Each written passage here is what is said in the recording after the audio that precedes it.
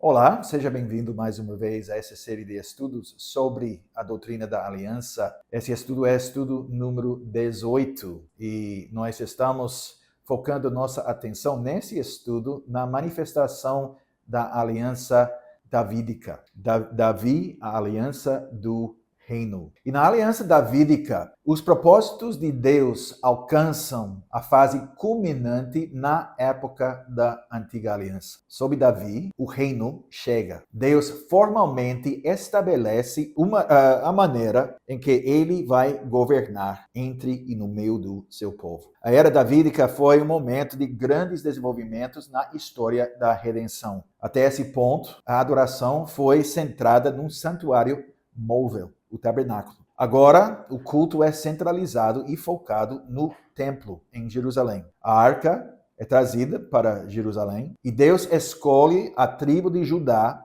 e a casa de Davi especificamente como o instrumento pelo qual ele vai exercer sua soberania. E a passagem fundamental sobre a aliança davídica é 2 Samuel, capítulo 7. E embora a palavra aliança não é usada nesse capítulo, não há dúvida de que uma aliança foi estabelecida neste ponto na história de Israel. A Escritura fala claramente sobre a aliança que Deus fez com Davi. Por exemplo, em 2 Samuel 23, versículo 5, onde lemos: "Não está assim com Deus a minha casa, pois estabeleceu comigo uma aliança eterna em tudo bem definida e segura. Não me fará ele prosperar toda a minha salvação e toda a minha esperança?" E também Salmo 89, versículo 3. "Fiz aliança com o meu escolhido e jurei a Davi, meu servo: para sempre estabelecerei a tua posteridade e firmarei o teu trono de geração em geração." E Salmo 132, versículos 11 e 12. "O Senhor jurou a Davi com firme juramento e dele não se apartará. Um rebento da tua carne farei subir para o teu trono. Se os teus filhos guardarem a minha aliança e o testemunho que eu lhes ensinar, também os seus filhos se assentarão para sempre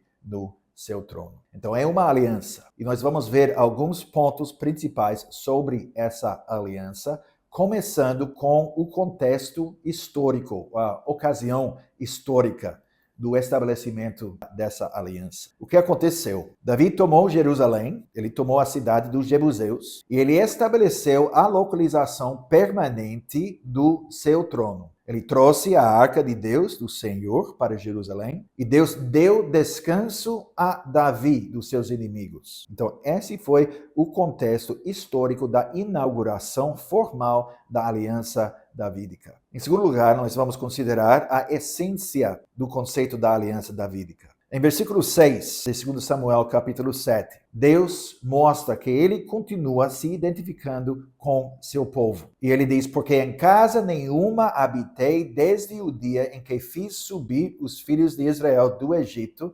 até ao dia de hoje, mas tenho andado em tenda, em tabernáculo." Então ele estava se identificando com seu povo. E em versículos 3 e 9 do mesmo capítulo, o princípio Emanuel, que já ouvimos múltiplas vezes, fica no cerne da aliança davídica. "Disse Natã ao rei: vai, faze tudo quanto está no teu coração, porque o Senhor é contigo." E versículo 9, "Eu fui contigo por onde quer que andaste. Eliminei os teus inimigos diante de ti e fiz grande o teu nome, como só os grandes têm na terra." Então, o princípio Emanuel, mais uma vez. Também vemos o terceiro ponto, a conexão entre a dinastia e a morada. Davi, nós vemos, não construirá a casa de Deus. Deus diz isso. Mas Deus vai construir a casa de Davi. E Deus estabeleceria a dinastia de Davi. E a dinastia de Davi estabeleceria a morada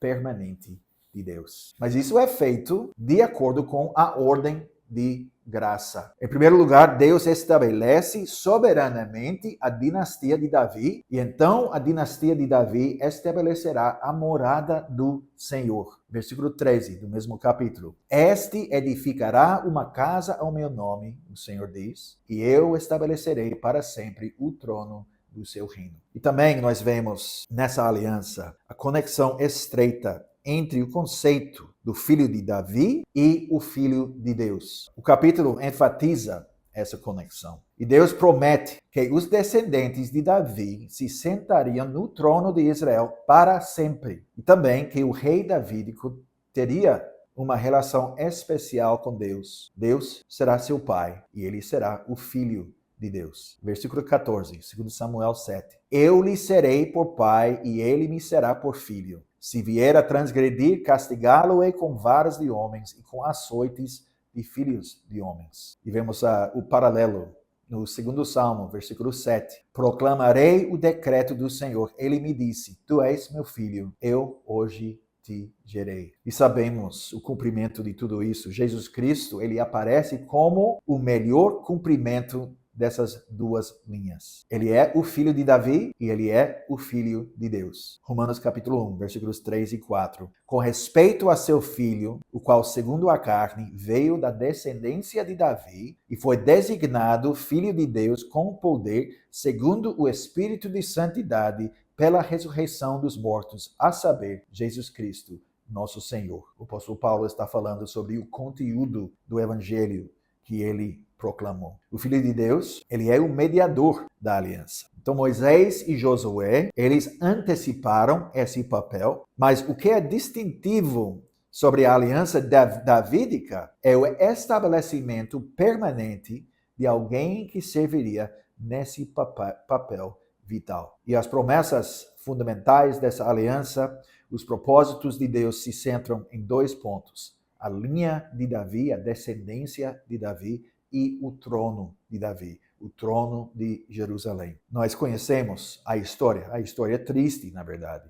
Depois de Salomão, o reino seria dividido. Mas por causa do compromisso pactual de Deus, uma tribo seria dada ao seu filho, ao filho de Davi. E vemos o mesmo compromisso em 2 Reis 19, versículo 34, e 2 Reis 20, versículo 6. Mas os pecados do rei Manassés trariam desastre na nação. O reino de Israel era real. Deus reinava no meio do seu povo, mas era apenas uma sombra. E só poderia servir como uma sombra da realidade que estava por vir, a realidade de Jesus Cristo. Agora nós vamos considerar o caráter do pacto davídico. A aliança que Deus estabeleceu com Davi era mais um passo no plano da redenção de Deus, para redimir um povo para si mesmo. Então, é mais um passo na história da redenção. Os propósitos de Deus para estabelecer uma linha real messiânica através de Davi não seriam frustradas. Como todas as alianças de Deus, esta aliança também tem um aspecto condicional. Cada aliança, mais uma vez, tem 2 partes,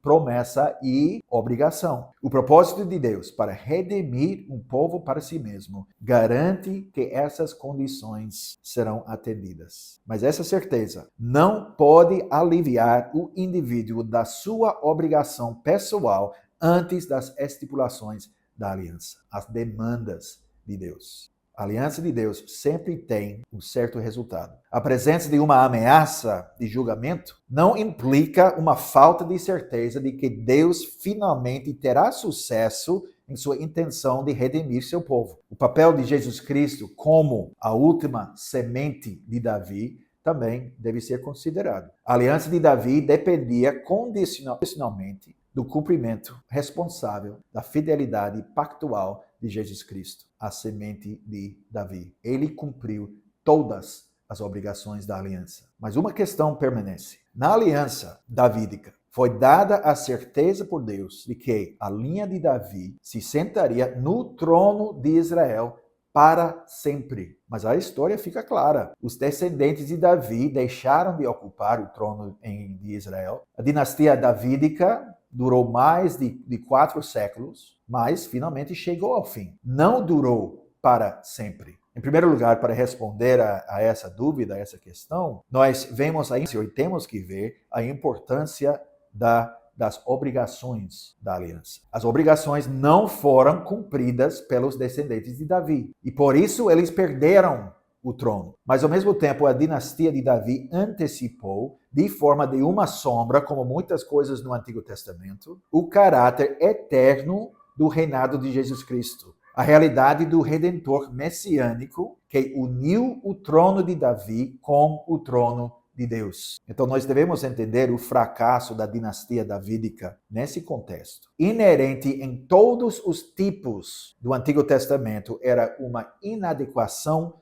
que exigia uma satisfação mais perfeita. Exigia a chegada de Cristo. Além disso, não devemos pensar na dinastia davídica de forma secular ou mundana. O trono de Israel é virtualmente identificado com o trono de Deus. Por exemplo, em 1 Crônicas 29, versículo 22. O trono dos descendentes de Davi é nada menos do que o trono do próprio Deus. O fato de que o Cristo, o ungido de Israel, o Messias, está sentado agora à destra de Deus, tem tudo a ver com o trono de Davi. O reinado atual de Cristo representa o cumprimento das antecipações do Antigo Testamento a esse respeito. Como nós lemos na primeira pregação do Novo Testamento depois da ascensão de Cristo, no Pentecostes, Atos capítulo 2, 29 a 36. Atos 2, 29 a 36, onde nós lemos: Irmãos, seja-me permitido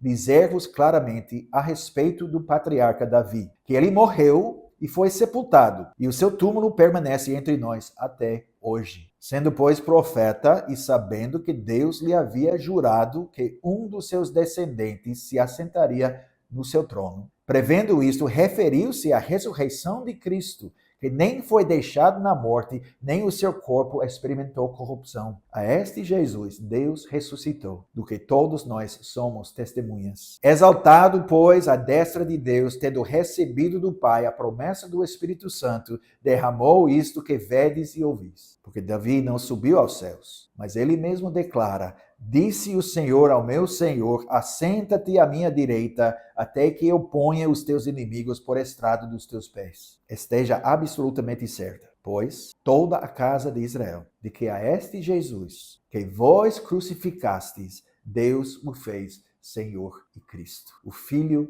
eterno de Davi, o Filho eterno de Deus, reinando no seu trono à destra do Pai. Os livros dos reis, 1º Reis, 2º Reis, enfatizam repetidamente a fidelidade da aliança de Deus e a veracidade da palavra da aliança de Deus. No final, Deus castigou os filhos de Davi conforme as disposições da aliança. Mas ele nunca removeu sua bondade amorosa como ele fez com a casa de Saul. Mesmo enquanto o último membro da dinastia de Davi ficou preso, Deus não esqueceu e nunca esqueceu suas misericórdias pactuais. Lemos em 2º Reis 25, 27 a 30. No 37º ano do cativeiro de Joaquim, rei de Judá, no dia 27 do 12º mês, Evil-Merodach, rei da Babilônia, no ano em que começou a reinar, libertou do cárcere a Joaquim,